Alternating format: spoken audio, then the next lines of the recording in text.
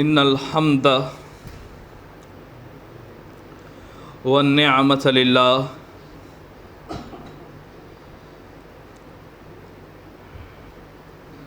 والصلاة والسلام على رسول الله ثم الصلاة والسلام على خليفة الله وعلى آلهما وأصحابهما وأتباعهما وأزواجهما وذرياتهما ومن والاه. أما بعد فقد قال الله عز وجل في كتابه القديم: أعوذ بالله من الشيطان الرجيم، بسم الله الرحمن الرحيم. ولا تقولوا لمن يقتل في سبيل الله أموات بل أحياء ولكن لا تشعرون. وقال في مقام آخر: ولا تحسبن الذين قتلوا في سبيل الله أموات بل أحياء عند ربهم يرزقون. اما بعد، حاضرین محترم، سامعین حضرات، بزرگوں، نوجوانان قوم، پیارے بچوں اور پس پردہ سماعت کرنے والی معزز خواتین، السلام علیکم ورحمۃ اللہ وبرکاتہ۔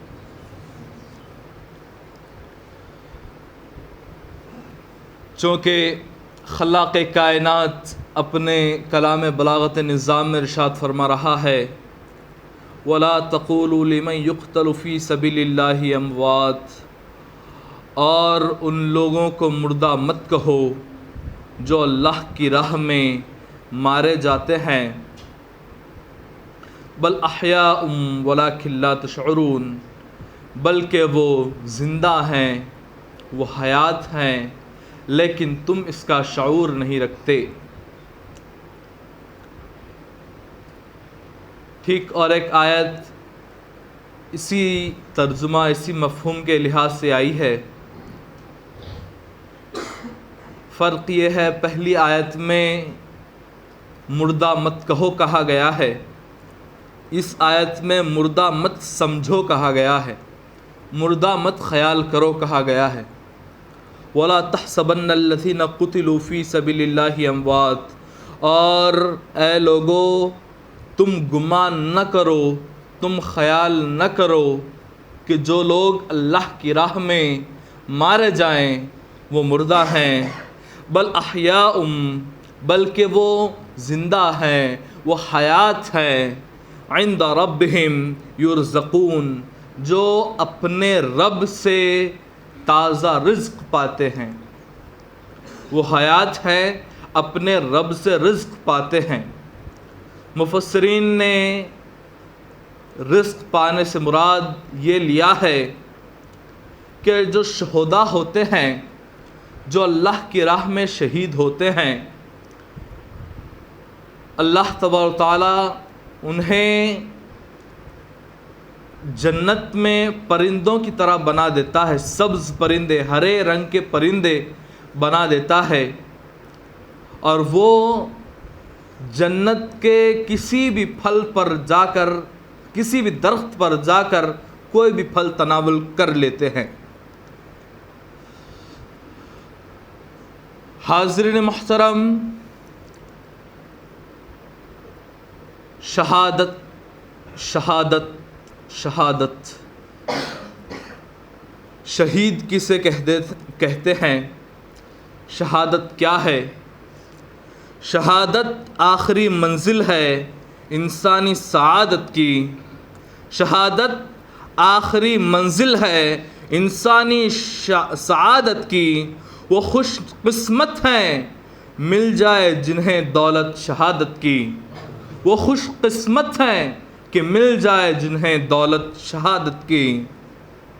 شہادت پا کے زندہ جاوید ہوتی ہے، شہادت پا کے ہستی زندہ جاوید ہوتی ہے، یہ رنگیں شام صبح عید کی تمہید ہوتی ہے، یہ رنگین شام صبح عید کی تمہید ہوتی ہے۔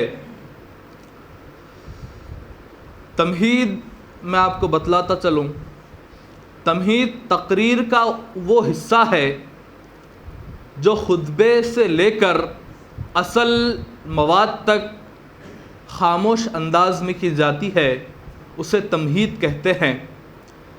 اسے ہم دوسرے معنوں میں اگر سمجھنا چاہیں تو تمہید کسی بھی چیز کی ابتدا کو کہتے ہیں، یعنی شہادت ایک ایسی چیز ہے جو صبح آنے والی عید جو ہے اس کی ابتدا ہے۔ جب انسان شہید ہو جاتا ہے تو اسے ہمہ اقسام کی فیسلٹیز پرووائڈ کی جاتی ہیں۔ سب سے پہلا اسے بینیفٹ یہ ہوتا ہے، قبر میں اسے سوال و جواب نہیں ہوتا۔ اب ظاہر سی بات ہے، جب سوال و جواب ہوگا ہی نہیں تو گناہ کا تصور ہی کیا، عذاب قبر کا تصور ہی کیا، اور اللہ رب العزت کے پاس بھی اس کی کوئی پوچھ نہیں ہے۔ لیکن وہ شہید جو خالصتاً محبت الہی میں، محبت رسول اور مہدی میں، محبت بزرگان دین میں اپنی جان کو صرف کرتا ہے، اسی کے لیے آفر ہے۔ اس کے علاوہ جو اپنی شان و شوکت دکھانے کے لیے، مال غنیمت جمع کرنے کے لیے، اپنی نفس کو بالا اور برتر ثابت کرنے کے لیے جو شہید ہوتا ہے، اسے یہ تمام چیزیں فراہم، یہ تمام سہولتیں فراہم نہیں ہوتی۔ حاضرین محترم، شہید کیسے ہوتے ہیں، شہادت کیسی ہوتی ہے، میں آپ کو ایک واقعہ بتلاتا ہوں۔ اب آپ جب بھی کوئی واقعہ کا نام سنتے ہیں، آپ پرانے زمانے میں چلے جاتے ہیں کہ اب حضرت پرانے زمانوں کی، دقیانوں سی زمانوں کی باتیں کریں گے، حضور کے زمانے کی باتیں کریں گے۔ اب نئے دور میں اس کا کوئی تصور ہی نہیں، پرانی باتیں لے کر آئیں گے۔ لیکن میں آپ کو حال ہی کا ایک 60 سے 70 سال پرانا ایک واقعہ بتلاتا چلوں۔ یہ تقریباً 1970 یا 60 کا واقعہ ہے۔ پاکستان کے گاؤں کراچی کا یہ واقعہ ہے کہ وہاں پر ایک ٹانگے والا ہوا کرتا تھا۔ شہادت کا جذبہ کسے کہتے ہیں، اور شہادت کے لیے اللہ کیسے آدمیوں کو چنتا ہے، آپ اس واقعے میں ملاحظہ فرمائیں۔ عبدالقیوم نام کا ایک شخص جو ٹانگا چلاتا تھا، کراچی کی سڑکوں پر اسٹیشن سے لوگوں کے گھروں پر سواری کو پہنچاتا تھا۔ وہ ایسا تھا کہ اس سے کوئی بات چیت نہیں کرتا تھا، اس کے کوئی دوست اور احباب نہیں تھے، وہ صرف تنہا تھا۔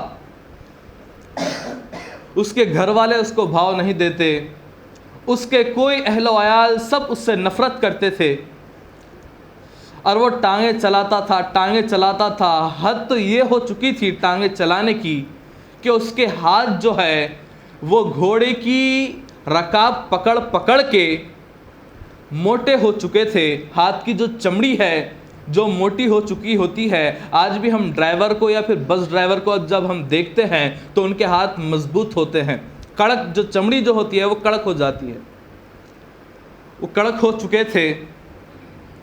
اس کا روز مرہ کا معمول صبح سے شام تک ٹانگیں چلانا، نہ ذکر، نہ فکر، نہ نماز، نہ اسلام، نہ دین دھرم، کچھ نہیں، صرف نام کا مسلمان جس کا عبدالقیوم۔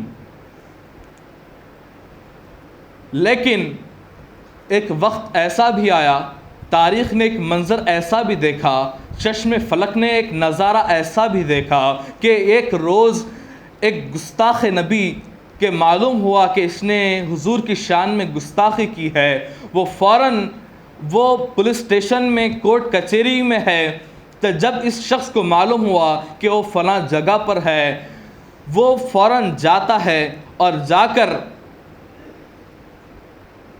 اس شخص کے پاس بیٹھتا ہے اور بیٹھ کے دریافت کر لیتا ہے کیا یہ وہی شخص ہے۔ دریافت کرنے کے بعد جب اسے معلوم ہوتا ہے کہ ہاں یہ وہی شخص ہے، تو سارے لوگوں کے درمیان تمام جج، سیکیورٹی، پولیس، سب چیزیں موجود تھی، ان تمام کی پرواہ کیے بغیر اس شخص نے اس گستاخ رسول کے گلے پر وار کیا اور خنجر سے وار کر کے اس کا گلا سر سے الگ کر دیا۔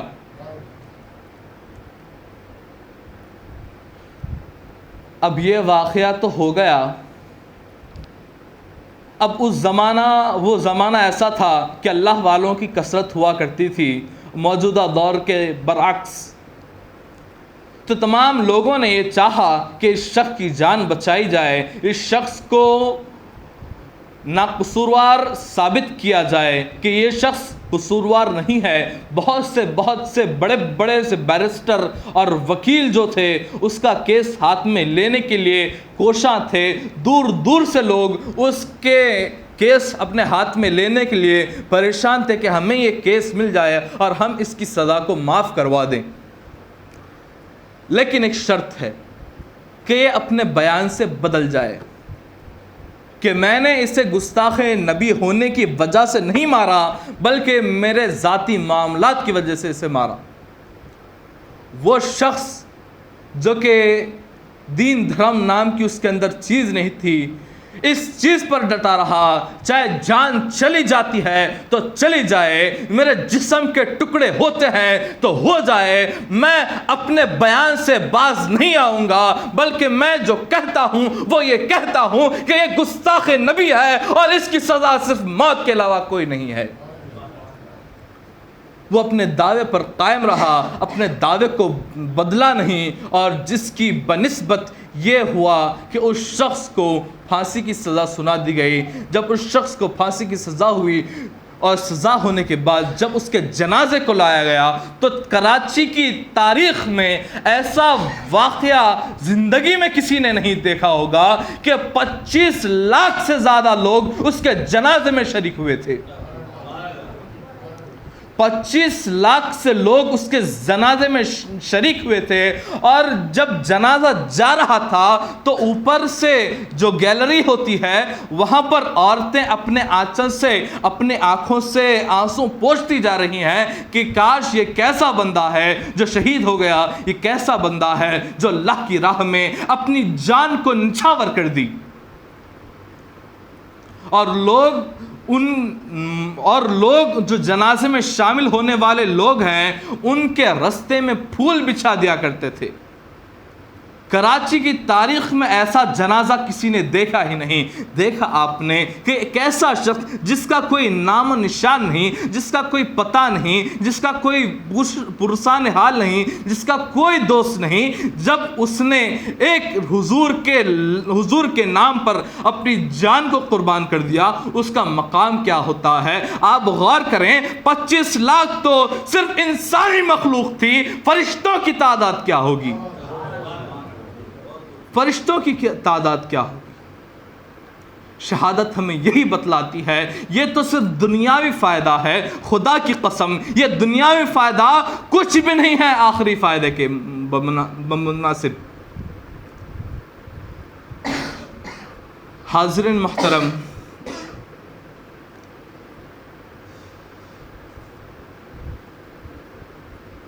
ہم یہ تصور کرتے ہیں کہ جب کوئی شہید ہوتا ہے تو اسے کیا تکلیف ہوتی ہوگی۔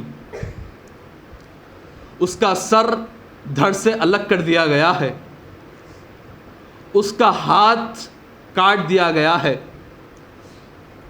اس کے جسم پر نیزے کے نشان، تلوار کے نشان ہیں، اس کا جسم خون سے آلودہ ہے، خون میں شرابور ہے،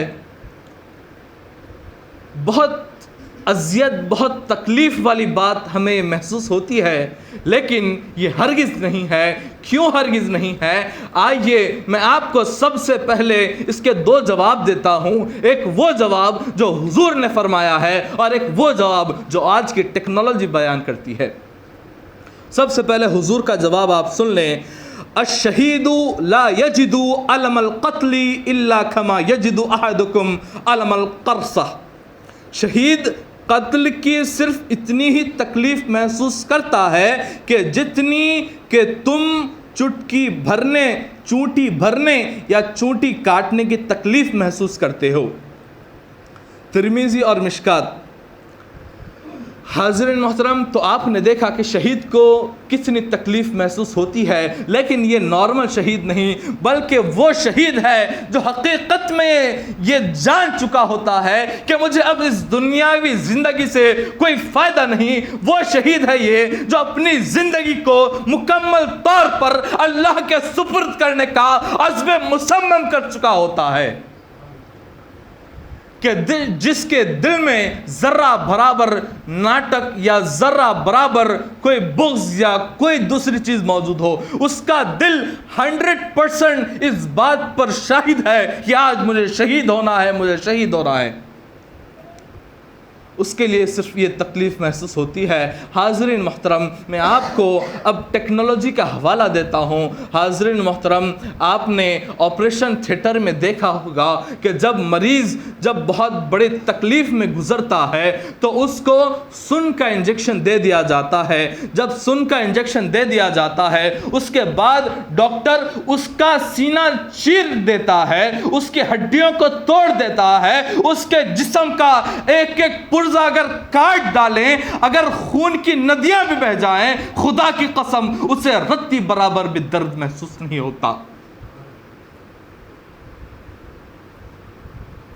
یہ تو دنیاوی انجیکشن کی بات ہے، جسے رسول اور مہدی اور اللہ کی محبت کا اگر نشہ ہو، خدا کی قسم کوئی بھی درد اس کا سامنا نہیں کر سکتا۔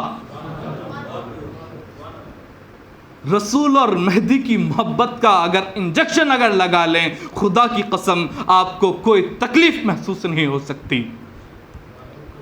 اللہ کہہ رہا ہے تم میری طرف 1 قدم بڑھاؤ، میں تمہاری طرف 10 قدم بڑھاؤں گا۔ جب تم نے مکمل ارادہ کر ہی لیا ہے کہ میں آج اللہ کی راہ میں شہید ہو جاؤں گا، اپنی زندگی کو، اپنے جسم کو، اپنی کھال کو، اپنے خون کو، اپنی ہڈیوں کو اللہ کے حوالے کر دوں گا، کیا وہ اس بات پر قدرت نہیں رکھتا کہ تمہارے تکلیف کو کم کر دے؟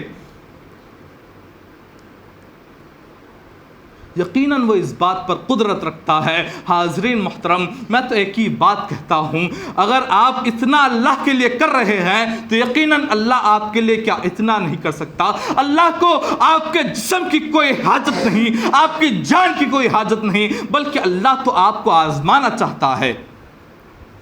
اللہ نے ابراہیم کو بھی آزمایا تھا۔ اللہ خدا کی قسم اسماعیل کو نہ لینا چاہتا تھا اور اس نے لیا بھی نہیں۔ اللہ تو صرف یہ دیکھنا چاہتا تھا کہ میں ان سے اسماعیل کو منگتا ہوں، کیا یہ میری طرف اسماعیل کو دیتا ہے یا دینے میں ہچکچاہٹ بتلاتا ہے؟ کیا یہ میری راہ میں قربان ہوتا ہے؟ کیا یہ میری راہ میں شہید ہوتا ہے یا نہیں ہوتا؟ بس اللہ یہ دیکھنا چاہتا ہے۔ اللہ تمہاری شہادت کو نہیں چاہتا، صرف اللہ یہ دیکھنا چاہتا ہے کہ میں جب اس سے اپنی جان کا مطالبہ کروں تو کیا دینے میں ہچکچاہٹ محسوس برتتا ہے؟ وہ ابراہیم تھے جو کامیاب ہو گئے، جنہوں نے 1 سیکنڈ کی بھی ہچکچاہٹ محسوس نہیں کی اور اپنے بیٹے کو اللہ کی راہ میں دے دیا۔ ٹھیک اسی طرح امام حسین جو تھے، ان سے بھی اللہ نے مطالبہ کیا، کیا تم اپنے بیٹوں کو میرے سامنے پیش کر دو گے؟ بلا ہچکچاہٹ، لبیک۔ حاضرین محترم، آئیے میں آپ کو بتلاتا ہوں کہ شہادتیں تو بہت ہیں، شہادتیں تو بہت ہیں، لیکن امام حسین کی شہادت کیوں معتبر مانی جاتی ہے؟ آئیے میں آپ کو بتلاتا ہوں۔ جب انسان پر مصیبتیں ہوں، فقر و فاقہ ہوں، جب اسے خود پر ہوتا ہے تو برداشت کر لیتا ہے، جب بیوی پر ہوتا ہے، جب 6 مہینے کے چھوٹے علی اصغر کو پیاسا رکھا جاتا ہے تو بھل بھلتا آدمی بھی لرز کر رہ جاتا ہے۔ خود کی مصیبت برداشت ہو جاتی ہے، جب خاندان کے افراد، جب چھوٹے چھوٹے بچے بھوک اور پیاس کی شدت کی وجہ سے بلک رہے ہوں، آوازیں لگا رہے ہوں، آپ کی طرف محبت کی نگاہیں دوڑا رہے ہوں کہ شاید مجھے پانی دے سکتے ہیں، اور آپ انہیں پانی نہ دو، اس وقت اس چیز کو محسوس کریں۔ خود پر جب آتی ہے انسان سمجھ جاتا ہے، لیکن جب اولاد کی جب بات آتی ہے، بڑا سے بڑا انسان پاگل ہو جاتا ہے۔ اس وقت امام حسین نے اپنے آپ کو سنبھالا، اس وجہ سے انہیں یہ مقام ملا۔ حاضرین، ایک اور بات بھی ہے، جب پانی نہ ہو تو پیاس کو برداشت کر لینا بہت آسان بات ہے۔ اب ایک آپ کمرے میں بند ہیں، آپ کو پانی کا 1% بھی یقین نہ ہو کہ یہاں پر پانی ہے، آپ کچھ بھی کر کے بندوبست کر لیتے ہیں، بھوکے رہ جاتے ہیں، پیاسے رہ جاتے ہیں، لیکن جب آپ کے سامنے دریائے فرات بہتا ہو، اس وقت اپنے آپ کو کنٹرول کرنا کمال ہے۔ جب آپ کے سامنے پانی موجود ہو، جب آپ کے ہاتھ میں قدرت ہے کہ آپ پانی کو لا سکتے ہیں، اس وقت اپنے آپ کو کنٹرول کرنا کمال ہے۔ اور شاعر کیا ہی بہترین کہتا ہے، کربلا میں یوں بادل نے آ کر کہا، کربلا میں یوں بادل نے آ کر کہا، اے حسین اے شہنشاہ صبر و رضا، کربلا میں یوں بادل نے آ کر کہا، اے حسین اے شہنشاہ صبر و رضا، آپ آقا ہے ارشاد فرمائیے، آپ آقا ہے ارشاد فرمائیے، بوند کیا میں سمندر اٹھا لاؤں گا، آپ آقا ہے ارشاد فرمائیے، بوند کیا میں سمندر اٹھا لاؤں گا۔ جب آپ کے قبضے میں بادل جب آ کر کہتا ہے کہ آپ کو پانی پہنچا دوں گا، اس وقت آپ پانی نہیں لیتے، یہ چیز کمال ہے۔